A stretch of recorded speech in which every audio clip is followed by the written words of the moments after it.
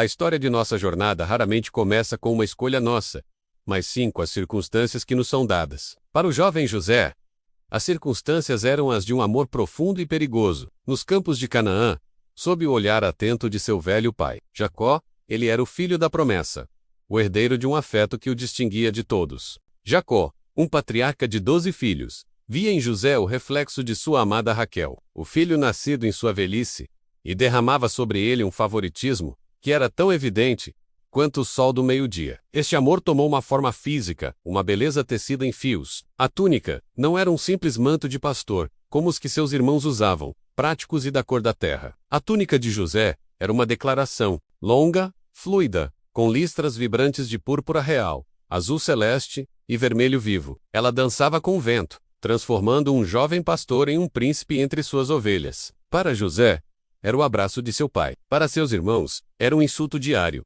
um lembrete constante de seu lugar secundário no coração do patriarca. A inveja era um fogo lento, queimando em silêncio sob o peso do trabalho e do ressentimento. E nesse solo fértil de ciúmes, José, com a inocência que só a juventude e o favor divino podem conceder, plantou as sementes de seus sonhos. Ele não os via como provocações, mas como vislumbres de um futuro sussurrado por Deus. Primeiro, contou-lhe sobre os feixes de trigo. No campo de sua visão noturna, seu feixe se erguia forte e central, enquanto os 11 feixes de seus irmãos se curvavam em submissão. A resposta deles foi um escárnio afiado, uma muralha de desprezo. Pretendes tu reinar sobre nós? Zombaram. E o ódio, antes uma brasa, tornou-se uma chama viva. Sem perceber o perigo, ele sonhou de novo. Desta vez, a visão era celestial. O sol, a lua e 11 estrelas, todo o cosmos familiar, inclinavam-se perante ele. A grandiosidade do sonho incomodou até mesmo Jacó, que o repreendeu pela audácia da visão. Mas enquanto o pai ponderava em silêncio, os irmãos não sentiam nada além de uma fúria crescente. O sonhador, como o apelidaram com veneno, havia selado seu destino. A inveja agora exigia ação. A oportunidade surgiu em uma jornada a Dotã. Enviado para verificar seus irmãos, José caminhou pelo vale. Sua túnica colorida, um farol de sua chegada, um alvo para o ódio acumulado. Lá vem o sonhador de Sarum Elis. E a conspiração foi formada em um instante. A piedade não encontrou lugar em seus corações. Arrancaram-lhe a túnica, o símbolo de tudo o que odiavam, e lançaram o jovem aterrorizado em uma cisterna vazia, ignorando seus apelos desesperados. E ali, enquanto o eco dos gritos de seu irmão ainda pairava no ar, eles se sentaram para comer pão. Foi a visão de uma caravana ismaelita que transformou o crime de paixão em um negócio frio. Por que deixar um corpo para trás, quando poderiam ter lucro? Por 20 moedas de prata, o preço de um escravo qualquer, o filho amado de Israel foi vendido. Acabou. Sua última visão de casa foi a das costas de seus irmãos. Enquanto era acorrentado e levado para o sul, para o Egito, uma terra de deuses de pedra e um futuro incerto. Para o pai, eles levaram a túnica, agora manchada com o sangue de um cabrito, e uma mentira cruel. A dor de Jacó foi um oceano sem fundo.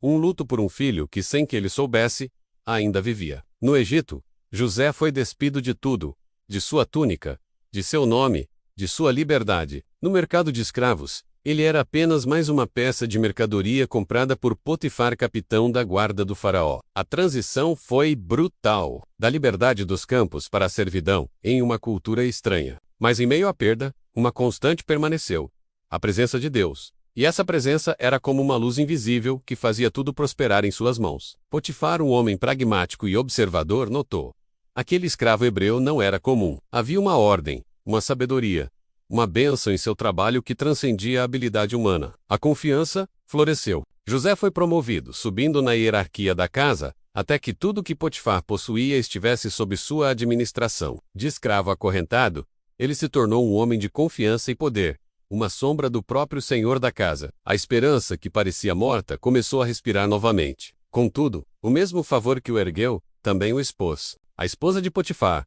uma mulher entediada pela opulência e movida por caprichos, fixou seus olhos em José. O que começou como olhares demorados, tornou-se uma campanha diária de sedução. Seus convites eram persistentes, uma armadilha montada dia após dia. Para José, ceder não seria apenas uma traição a seu senhor terreno, mas um pecado contra seu Deus celestial. Sua recusa foi absoluta e inabalável. A rejeição, para uma mulher de sua posição, era um insulto intolerável. A paixão não correspondida azedou, e se tornou um desejo de destruição. Ela esperou o momento em que a casa estava vazia e o encurralou. Agarrou seu manto, seu último recurso. José, em um ato final para preservar sua honra, desvencilhou-se e fugiu, deixando o tecido em suas mãos. Naquele instante, a prova de sua inocência foi transformada na arma de sua ruína. Segurando o manto, ela gritou, tecendo uma história de um ataque violento, de uma virtude ultrajada. Potifar, ao retornar, encontrou uma esposa em prantos e uma acusação irrefutável. Cego pela fúria e pela desonra pública, ele não hesitou. O homem que havia subido tão alto foi lançado ao ponto mais baixo. Não uma cisterna vazia, mas a prisão do rei, um lugar úmido e escuro, reservado para os inimigos do Estado. O portão de ferro se fechou com uma finalidade terrível, mergulhando na escuridão mais uma vez. Vendido pela inveja, agora aprisionado por uma mentira. Toda a sua integridade, toda a sua fidelidade, pareciam ter-lhe custado tudo. Ali, no silêncio da masmorra, esquecido pelo mundo, a pergunta pairava no ar pesado. Será que desta vez, Deus também o havia abandonado? A prisão do rei era um lugar onde o tempo morria, um poço de pedra e esquecimento, projetado para engolir homens que o faraó desejava apagar da existência. Para José, jogado ali sob o peso de uma mentira, poderia ter sido o fim. A escuridão era total. A injustiça, absoluta. No entanto, a narrativa de um homem guiado por Deus não é definida por suas paredes, mas por sua luz interior. E mesmo ali, na mais profunda masmorra, a luz em José se recusava a apagar. O Senhor estava com ele. Sua integridade era uma anomalia naquele lugar de desespero. Sua capacidade de organizar, de servir, de inspirar confiança era inegável. O carcereiro, um homem endurecido pela miséria humana, viu em José a mesma qualidade que Potifar vira antes, uma centelha de ordem divina em meio ao caos. Em pouco tempo, o prisioneiro hebreu tornou-se o administrador da prisão. Ele cuidava dos outros, aliviava seus fardos, mesmo carregando o seu próprio. Ele não sabia, mas seu ministério na escuridão estava preparando para governar na luz. O destino então lhe enviou 2 companheiros de cela notáveis, o padeiro-chefe e o copeiro-chefe do faraó, ambos caídos em desgraça. Eram homens que conheceram o luxo do palácio, e agora provavam o amargor da prisão, suas vidas pendendo na balança do capricho real. Uma manhã, José os encontrou abatidos, assombrados por sonhos que não conseguiam decifrar. Naquele momento, o dom que o colocara em conflito com seus irmãos ressurgiu como uma chave. As interpretações não pertencem a Deus. Ele perguntou, com uma calma que contrastava com a ansiedade deles. Para o copeiro, a visão era de videiras e uvas, um presságio de restauração. Em 3 dias, ele voltaria a servir na presença do faraó. Com a boa notícia, José fez um apelo, uma súplica humana que atravessava seu dom profético. Quando tudo estiver bem contigo, por favor, lembra-te de mim. Para o padeiro, no entanto, os sonhos com cestos e pássaros eram um augúrio de morte. Com a mesma fidelidade à verdade, José lhe entregou seu terrível destino, e tudo se cumpriu com precisão assustadora. O padeiro foi executado, o copeiro, perdoado e restaurado, e José, com sua esperança depositada na promessa de um homem, foi esquecido. A gratidão do copeiro se dissolveu na alegria de sua liberdade, e a porta da masmorra permaneceu fechada. 2 anos inteiros se passaram. 730 dias de silêncio, de esperança minguante, de fé testada no fogo do abandono. Foi o último e mais duro teste. A espera na escuridão quando a luz parecia ter se esquecido de seu nome, mas o Deus que tece o destino do mundo não se esquece. A chave para a liberdade de José não estava na memória de um homem, mas nos pesadelos de um rei. O faraó, o Deus vivo do Egito, foi aterrorizado por 2 visões noturnas: vacas magras que devoravam as gordas e espigas mirradas que engoliam as sadias. Seus magos e sábios, mestres dos mistérios egípcios, ficaram mudos. O pânico se instalou no coração do império. Foi nesse momento de crise nacional que a memória do copeiro finalmente despertou, afiada pela culpa. Ele se lembrou do jovem hebreu na prisão. A ordem do faraó foi um trovão: tragam-no. José foi arrancado da escuridão, barbeado, vestido e empurrado para a opulência da sala do trono. Diante do homem mais poderoso do mundo, o prisioneiro não demonstrou medo, apenas uma fé inabalável. Não está em mim, declarou ele. É Deus quem dará a resposta. Com clareza divina, ele não apenas decifrou o enigma dos sonhos, 7 anos de fartura seguidos por 7 anos de fome devastadora, mas também apresentou um plano de salvação. Faraó viu diante de si não um mero sonhador, mas um estadista, um homem possuído por uma sabedoria que não era deste mundo. A ascensão de José foi tão súbita e vertiginosa quanto suas quedas. O anel de sinete do faraó foi colocado em seu dedo. Vestes de linho fino substituíram suas roupas de prisioneiro. Aquele que chegara ao Egito em correntes, agora desfilava em uma carruagem real, como o vizir, o segundo em comando sobre toda a terra. Os anos se passaram, a profecia se cumpriu. A fartura veio e se foi.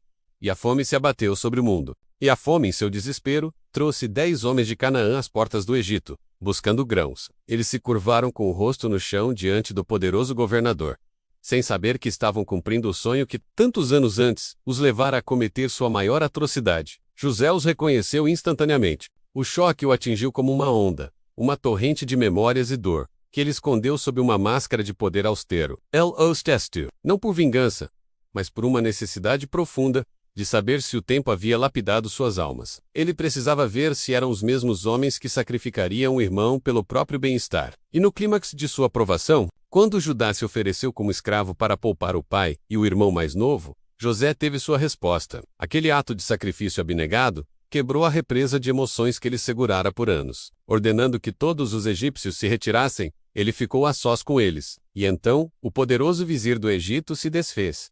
E o irmão perdido ressurgiu, chorando tão alto, que todo o palácio pôde ouvir. Eu sou José, ele bradou. E as palavras caíram sobre eles como pedras, paralisando-os com um terror culpado. Mas o que se seguiu não foi a condenação que eles mereciam, mas a graça que eles não poderiam imaginar. Não se culpem, disse José, com as lágrimas ainda a correr pelo rosto, pois não foram vocês que me enviaram para cá, mas sim Deus. Ele me enviou à sua frente para preservar a vida. Naquela frase estava a chave de tudo. Cada lágrima, cada ano na prisão, cada falsa acusação, tudo fora usado no tear de Deus para tecer um grande plano de redenção. A família foi reunida. O velho Jacó pôde abraçar o filho cuja morte ele chorara por 2 décadas. O povo de Israel encontrou salvação da fome. A saga do José, que começou com uma túnica colorida e uma traição amarga, terminou com um perdão que curou uma família e salvou nações. É a prova eterna de que nas mãos de um Deus soberano, o mal planejado pelos homens pode ser transformado no mais glorioso bem.